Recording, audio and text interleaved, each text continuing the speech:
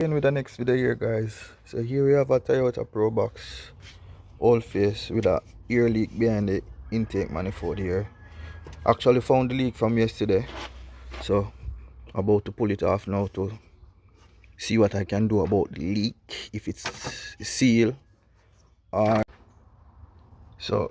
Here's the intake manifold off now, guys. So this is a seal. It is not tough, so I guess I have to just silicone it, and it's not damaged. I have to just silicone it and replace it, clean it up and replace it. Alright, guys, so here we have a chuckle body of the same Toyota Pro Box which I am working on at the moment with the ear leak. But look inside this chuckle body right now. Boy, I can't put up back this on the camera. Yo, this rough.